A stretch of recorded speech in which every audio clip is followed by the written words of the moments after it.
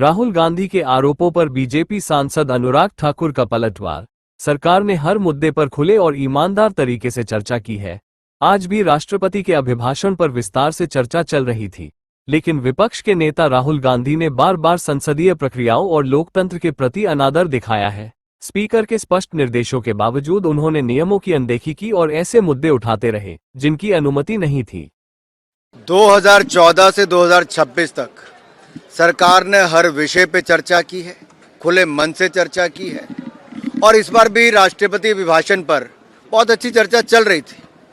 लेकिन विपक्ष के नेता श्रीमान राहुल गांधी जी ने जिस तरह से लोकतंत्र की और सदन की अवमानना की है, स्पीकर की रूलिंग के बावजूद बार बार उसकी अवहेलना की है, नियमों का पालन तो करना दूर, बार बार स्पीकर के कहने के बावजूद वो विषय पे बोले नहीं। और यहाँ तक जब कहा गया कि जिस चीज़ का उल्लेख यहाँ पे नहीं हो सकता, जो पुस्तक छपी नहीं, उसके बावजूद उसके बारे में, और यही नहीं, उनका मंशा केवल एक थी। आज अगर आप एक लाइन से देखेंगे कि भारतीय सैनिकों का अपमान करना, आप एक लाइन उनकी उठाकर देखिए, भारतीय सैनिकों का अपमान करना, भारतीय संसद का अपमान करना, भारत की संवैधानिक संस्थाओं का अपमान करना।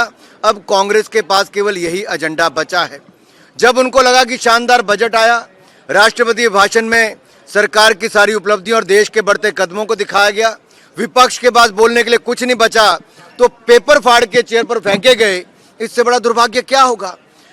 जिस व्यक्ति को यह नहीं पता कि परमिशन लेनी पड़ती है स्पीकर की या चेयरमैन की बोलने के लिए, वो अहंकार देखिए। ये परिवार और एक पार्टी का अहंकार है जो सत्ता में रही, वो सत्ता का नशा है। जो कहते हैं मुझे परमिशन, इनके राहुल गांधी जी कहते हैं मुझे परमिशन लेनी पड़ेगी।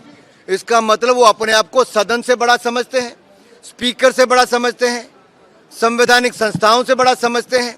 और कहीं ना कहीं यही सोच आज कांग्रेस पार्टी को एक के बाद दूसरी हार की ओर लेके जा रही है, और यही सोच उनकी बार बार भारत विरोधी टिप्पणियां करके दिखा रही है।